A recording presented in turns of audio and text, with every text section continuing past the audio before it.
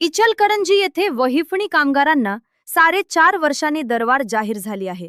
ही कोणत्याही परिस्थितीत मागे न घेता दरवाढ न देणाऱ्यांची वहिफणी न करण्याचा निर्णय वहिफणी एजंट असोसिएशनने घेतल्याची माहिती असोसिएशनचे जिल्हाध्यक्ष महादेव गौड यांनी दिली।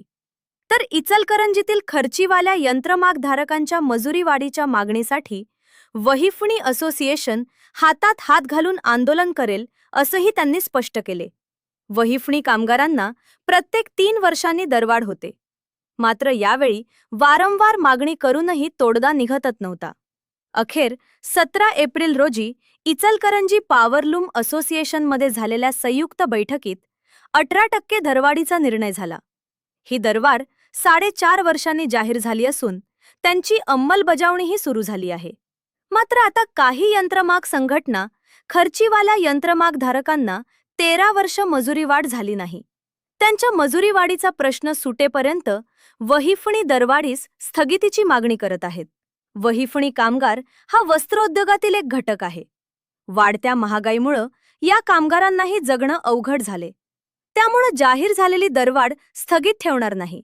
जे दरवाढ देणार नाहीत त्यांची वहिफणी न लावण्याचा निर्णय असोसिएशनने घेतल्याचं स्पष्ट करत गौड यांनी वस्त्रोद्योगातील खर्चीवाल्या यंत्रमागधारकांसह सर्वच घटकांच्या न्याय मागण्यांसाठीच्या आंदोलनात आम्ही त्यांच्या सोबत राहू अशी ग्वाही दिली।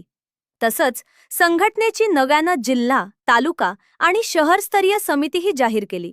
यावेळी संघटनेचे शहराध्यक्ष संतोष सावंत, दगडू खवरे, विलास कोरवी, विजय मुताली, सलीम मोटरवाले, नागूबाई लोंढे यांच्यासह संघटनेचे पदाधिकारी उपस्थित होते। पॉवरलूम असोसिएशनशी चर्चा करून 5 बैठका घेतल्या। यामध्ये आम्ही वैफणी कामगारांना दरवाढ मिळावी, गेल्या 4.5 वर्षापासून वैफणी कामगारांना दरवाढ मिळालेली नाही, ती दरवाढ मिळावी ह्याच्यासाठी आम्ही प्रयत्न केले। गेल्या 17 तारखेला मीटिंग होऊन यामध्ये पॉवरलूम असोसिएशनमध्ये दरवाढीचा निर्णय झाला। काल अचानक काही गावात एका दुसऱ्या युनियनने की तुम्ही जे दरवाढ केलेले आहे त्याला स्थगिती द्या अशा पद्धतीचं निवेदन दिलं। त्यांचं एक मत होतं की खर्चीवाल्यांच्यासाठी तुम्ही काय करताय बघा।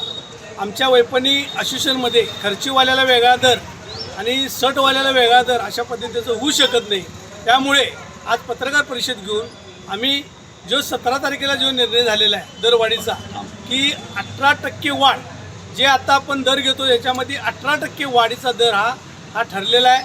आणि तो दर आम्ही असोसिएशनच्या वतीनं आम्ही जो वैफणी कारखानदार दर देईल त्याची वैफणी लावली जाईल, जो कारखानदार दर देणार नाही त्याची वैफणी लावली जाणार नाही।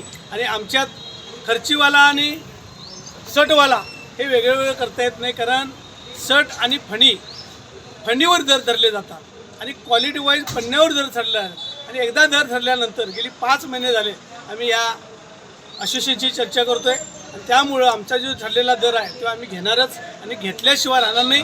आणि उद्याच्या 1 तारखेपासून आम्ही जो दर देणार नाही त्याची वैफणी लावणार नाही।